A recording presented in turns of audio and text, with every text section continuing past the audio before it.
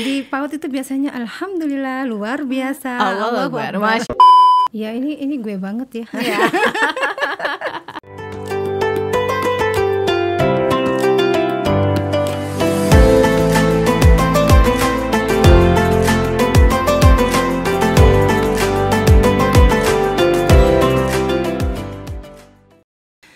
Assalamualaikum warahmatullahi wabarakatuh. Selamat siang, selamat pagi, dan dimanapun yang lagi nonton YouTube ya. Mungkin nontonnya pas waktu pagi atau mungkin sore atau siang hari sambil menunggu berbuka puasa di bulan Ramadan. Semoga keadaannya sehat dan juga masih terus semangat dalam menjalankan ibadah puasa di bulan Ramadan. Masih di Maliki Podcast, kali ini masih juga sama saya ya, Farida, tentu saja dengan salah seorang narasumber dari dosen yang ada di UIN Malang. Kali ini saya sudah bersama dengan salah satu dosen dari Fakultas Ilmu Tarbiyah dan Keguruan dari program studi Pendidikan Islam Anak Usia Dini. Karena beliau ini berasal dari PIAUD gitu ya, dosen PIAUD, maka kali ini topiknya akan berbicara tentang puasa dan kaitannya dengan anak-anak usia dini. Karena kalau kita berbicara tentang puasa, kita sering menghabiskan waktu bersama keluarga gitu ya. Misalnya tarawih bersama anak, kemudian juga bersama keluarga. Nah ini kayaknya penting dan banyak pendidikan yang bisa ditanamkan untuk tidak hanya diri kita, tapi juga anak maupun keluarga. Kali ini saya sudah bersama dengan Bu Nurlaili Fitriah, Ibu Dr. Nurlaili Fitriah. Assalamualaikum warahmatullahi wabarakatuh. Waalaikumsalam warahmatullahi wabarakatuh. Apa kabar Bu? Alhamdulillah. Sehat ya, lancar ya Bu? Lancar. Kalau di PAUD itu biasanya alhamdulillah luar biasa. Allahu Akbar. Masya Allah. Selalu memberikan nuansa ceria gitu ya kalau di PIAUD gitu ya. Nah kali ini kita juga akan berbicara tentang puasa. Ini kan dampaknya banyak ya Bu ya. Bukan hanya mungkin kalau yang dewasa memang kewajiban gitu ya, tetapi juga ini bisa menjadi sarana pembelajaran buat anak-anak usia dini. Nah kalau dari perspektif seorang Ibu Dr. Nurlaili Fitriah, seperti apa sih Bu puasa ini? Iya, anak usia dini itu kan kalau dilihat dari istilahnya kan mereka itu mereka adalah anak di rentang usia 0 sampai dengan 8 tahun ya. Tetapi kan beberapa ahli sudah mengklasifikasikan dari yang bayi kemudian ke yang early childhood atau yang anak usia dini awal ya, awal kanak-kanak, kemudian juga ada yang tahap akhir ya, anak-anak di tahapan akhir. Nah, untuk anak usia dini yang biasanya yang kita bicarakan biasanya itu pada konteks anak usia dini di awal ya, yang usia antara 2 sampai 3 atau sampai 5 atau 6 tahun begitu. Jadi yang prasekolah gitu istilahnya ya, prasekolah. Nah, anak-anak pada usia ini kan mereka itu sedang masa perkembangan, masa pertumbuhan gitu. Jadi mereka itu kalau dari segi fisik itu mereka itu sangat membutuhkan nutrisi-nutrisi yang akan membantu tumbuh kembang mereka. Tempat lingkungan yang aman sehingga mereka terhindar dari hal-hal yang berbahaya kan, seperti itu. Kemudian juga dari aspek kognitif mereka itu membutuhkan rangsangan-rangsangan yang bisa mengembangkan aspek perkembangan kognitifnya gitu. Kemudian mungkin dari sosial emosional juga mereka membutuhkan lingkungan yang mendukung untuk mengembangkan sikap sosial, bagaimana bersikap, mengembangkan sikap yang positif di lingkungannya, bagaimana mengembangkan keterampilan sosialnya. Nah seperti itu. Begitu juga dengan bahasa dan yang lainnya ya. Jadi mereka itu memang sedang pada masa membutuhkan stimulasi yang tepat dan benar kepada untuk mendukung perkembangan dan tumbuh kembang mereka begitu. Namun di sisi lain juga kita sebagai muslim kan ya, kita juga anak usia dini juga mau tidak mau kita juga harus mengajarkan tentang puasa gitu. Karena ya di samping mereka kita orang muslim ya, kita orang muslim. Kemudian juga tapi mereka itu mau tidak mau dalam perkembangan kehidupannya itu pasti akan dihadapkan dengan situasi di mana kok banyak orang puasa begitu kan. Betul. Nah, itu kan muncul rasa ingin tahu juga pada diri mereka. Nah, ini sebenarnya kesempatan untuk kita untuk mengajarkan ini loh puasa begitu. puasa bulan Ramadan gitu. Nah, Ramadan itu memang momen yang paling tepat gitu. Berbeda dengan puasa-puasa sunnah ya. Iya, benar. Kalau puasa Ramadan itu adalah momen yang paling tepat kita untuk mengajarkan puasa kepada anak usia dini. Karena semua orang berpuasa, yang mereka lihat seperti itu, pemandangan yang mereka lihat seperti itu. Nah, inilah yang saya bilang tadi, momen yang paling tepat untuk mengajarkan berpuasa itu kepada anak. Tapi tentunya menyesuaikan dengan usia juga sih ya. Kalau untuk sekedar pengetahuan saja mungkin usia-usia 3-4 tahun tuh mereka mungkin sudah bisa kita berikan pemahaman, pengetahuan tentang itu. Karena ini penting memang pengetahuan itu, informasi yang berkaitan dengan puasa. Kalau untuk menjalaninya ya itu sebenarnya fleksibel aja. Di usia 4, 5, 6 itu mereka sebenarnya sudah bisa diajarkan untuk menjalankan puasa. Tapi dalam konteks anak usia dini ya, mereka itu harus kita kenalkan dan kemudian juga boleh untuk melakukan gitu. Tapi tentu saja ada tahapannya. Ya tidak langsung seperti orang dewasa kan ya. Betul. Karena nanti kan bisa kalau tidak bertahap itu nanti mengganggu pertumbuhan mereka juga kan. Pertumbuhan, perkembangan. Kesiapan mereka itu perlu dimulai gitu lah. Perlu disiapkan gitu lah istilahnya ya. Jadi persiapan-persiapan yang perlu kita berikan kepada mereka itu mungkin berkaitan dengan pemahamannya yang pertama ya, tentu saja pemahaman yang pertama, karena memang semua hal itu yang berkaitan dengan apa yang akan kita lakukan itu kalau tanpa pengetahuan atau pemahaman kan pasti akan salah kaprah gitu kan. Oleh karena itu pengetahuan ini yang informasi penting yang awal pertama kita berikan kepada anak usia dini. Setelah itu kita imbangi dengan perbuatan gitu, dengan contoh mungkin, dengan dengan mereka melakukan sendiri gitu ya. Itu juga termasuk bagian dari tahapan yang harus anak usia dini itu lalui begitu. Kemudian yang selanjutnya bisa ke dukungan ya dari keluarga, itu juga akan menjadi bagian dari proses proses mereka dalam mempelajari atau belajar puasa gitu ya. Gitu. Dan yang perlu diperhatikan adalah tahapan ini. Jadi fleksibel aja gitu. Tidak menekan gitu ya, tidak ada tekanan apapun, tidak ada paksaan. Jadi mereka itu puasanya semampunya begitu. Mungkin di tahapan berbukanya kapan itu perlu diatur ya. Saya kira ini sudah banyak orang tua yang sudah mulai mempraktekkan itu ya, sedikit demi sedikit akhirnya sampai yang full gitu ya. Anak-anak saya juga seperti itu ya. Jadi mereka juga puasanya seperti itu, jadi bertahap, sedikit bukanya jam sekian, kemudian nanti kapan-kapan lagi bukanya jam sekian dan seterusnya. Akhirnya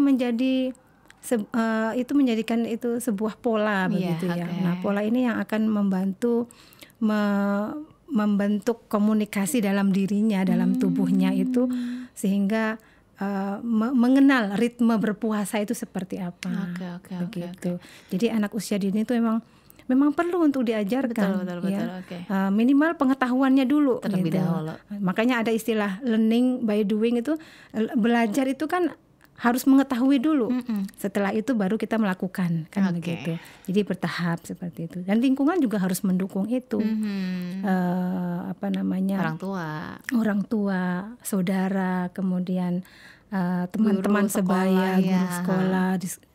Nah, itu yang akan membantu pembentukan pengalaman berpuasa pada anak usia dini. Begitu.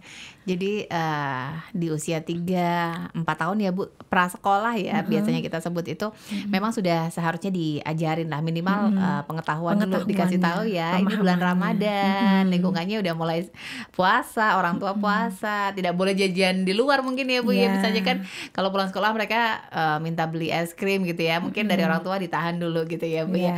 Nah, tapi kalau misalnya di usia 4 dan 5 atau mungkin anak TK nih Bu, biasanya memang saya di teman-teman sekolah anak saya juga gitu ya, biasanya juga menemukan yang mereka sudah siap puasa sampai sehari gitu Bu. Nah, dia juga disupport oleh keluarga gitu ya. Sebenarnya belum ada paksaan ya di usia itu ya Bu ya. Iya. Mungkin separuh hari pun masih nggak apa-apa gitu ya. Nah, tapi ada juga yang sudah melaksanakan sampai maghrib gitu misalnya. Kalau dari sudut pandang Bu Nurlaili gitu, kalau misalnya ada yang seperti itu, bagaimana sih orang tua itu kemudian berperan? Misalnya memenuhi nutrisinya, bagaimana apa yang harus diperhatikan gitu Bu? Iya. Seperti itu. Jadi kalau kita bicara anak usia dini berarti kan kita bicara tentang kesiapannya ya. Memang kalau pada tahapan perkembangannya mereka secara kemandirian itu kesiapan untuk belajar itu memang sudah terbentuk gitu ya. Sudah mulai terbuka untuk dibentuk begitu. Kalau anak-anak anak usia dini itu diberikan pemahaman dalam bentuk yang fleksibel, yang membuat mereka nyaman melakukannya, itu insya Allah akan membantu pembentukan tersebut gitu. Tetapi kalau itu dalam bentuk paksaan itu nanti akan menjadi pembangkangan gitu. Iya, jadi menimbulkan sikap yang malah bertolak belakang jadinya. Kalau misalnya anak-anak itu terutama dalam segi perkembangan fisik ya, di mana mereka itu membutuhkan nutrisi yang cukup ya dalam untuk mendukung perkembangan fisiknya. Nah, ketika itu adalah momennya puasa, karena ini tidak wajib ya, tidak wajib bagi anak-anak, maka ini ya tahapan ini meskipun mereka ada yang sanggup untuk berpuasa sampai dengan penuh, itu tugasnya orang tua yang menyiapkan nutrisinya yang baik gitu, yang nutrisi yang cukup gitu untuk anak ketika mereka itu punya motivasi yang kuat untuk berpuasa itu. Jadi kalau saya malah boleh puasa penuh asalkan mau makan makanan ini.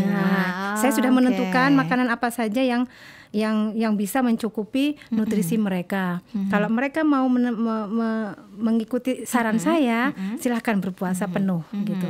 Kadang-kadang mereka memang punya motivasi yang kuat ya Bu ya. Kadang beberapa anak ada yang seperti itu. Gitu. Oke, jadi kalau dari Ibu ya mungkin bisa disupport dengan dalam bentuk kayak misalnya harus mau mengkonsumsi sayur misalnya Bu ya. Karena mungkin di hari-hari biasa malas nih makan sayur, tapi kalau untuk mensupport keinginan mereka yang kuat untuk berpuasa itu nggak masalah dan mereka harus tetap terpenuhi gizinya gitu ya Bu ya. Oke, baik. Nah, kalau di usia ini kan memang tahapan belajar menerima informasi gitu ya Bu ya. Kalau dari bulan Ramadan ini nilai-nilai apa saja sih yang bisa ditanamkan di anak-anak usia segitu Bu? Iya. Ini memang usia mereka menyerap informasi dengan sangat cepat, beradaptasi dengan apa yang ada di lingkungannya itu dengan cepat sekali ya, sehingga apa yang mereka lihat itu menjadi pembelajaran buat mereka gitu. Nah, momen Ramadan ini kan momennya orang untuk beribadah gitu ya. Baik beribadah untuk dirinya sendiri maupun beribadah yang ditujukan untuk artinya kita ke orang jiwa sosial gitu ya. Jiwa sosial kita itu banyak yang muncul gitu loh di bulan Ramadan. Bukan berarti ya di bulan lainnya tidak, tetapi hal-hal seperti itu banyak muncul di bulan Ramadan. Nah, ini yang bisa kita tularkan kepada anak-anak ya. Jadi anak-anak itu bisa melihat apa yang kita lakukan begitu ya. Kemudian juga selain itu ya ketika mereka berpuasa, mereka bisa merasakan gitu. Bisa merasakan kalau orang yang tidak makan itu rasanya seperti ini gitu kan. Itu memang mereka merasakan, tapi kita perlu memberikan penguatan untuk nilai-nilai tersebut supaya mereka tahu itulah nilai yang baik itu gitu. Jadi tidak hanya sekedar mereka merasakan atau mengetahui secara abstrak, masih kita konkretkan juga itu yang pemahaman yang mereka dapatkan tadi. Jadi nilai sosial, nilai berbagi, nilai-nilai kesederhanaan itu kita munculkan dalam momen Ramadan gitu. Jadi anak-anak bisa lebih menghayati itu Oke. ketika momennya adalah momen Ramadan. Menurut saya begitu. Jadi Oke. karena saya sendiri juga anak-anak saya tanamkan seperti itu. Ketika momen Ramadan itu mereka punya kesempatan seluas-luasnya untuk mengembangkan sikap sosial yang positif tadi, dan sambil ini loh, bahwa ketika Ramadan itu kita punya ganjaran yang berlipat ganda. Itu kan disampaikan nilai-nilai hal-hal agama demikian itu ya. juga kan menjadi pegangan mereka, supaya mereka semakin termotivasi untuk berbuat kebaikan. Oke, karena itu usia mereka yang sangat bagus ya Bu untuk menerap informasi, sehingga ketika di usianya yang sudah matang itu mereka sudah menjadi kebiasaan gitu ya Bu ya. Puasa Iya. juga udah jauh lebih siap. Tapi kalau diajarkan di usia 8 tahun baru diajarin puasa itu makin berat ya Bu ya. Sebenarnya di usia apapun ketika itu dukungan lingkungannya itu baik, itu saya kira Bisa pengaruhnya muncul dengan positif semua, pengaruhnya positif semua. Kalau usia 8 mungkin kesiapan itu lebih tinggi ya dibandingkan dengan yang ini. Kalau di usia 8 mungkin sambil pengetahuan dan perilaku itu ditanamkan, itu bisa berjalan seimbang gitu. Kalau di usia itu lebih matang sebenarnya di usia 8. lebih matang untuk Tapi kalau dijalankan. pengetahuan itu diberikan lebih awal, saya rasa mereka secara mental mereka sudah lebih siap. Oke. Siap. Jadi ada perbedaannya gitu ya Bu ya. Saya ingat dulu waktu ketika saya masih kecil, itu saya belajar puasanya tuh SD. Iya. Tapi kesiapan mental itu tidak seperti kalau kita menyiapkan mereka dengan pemahaman ketika di awal, di usia-usia yang lebih awal.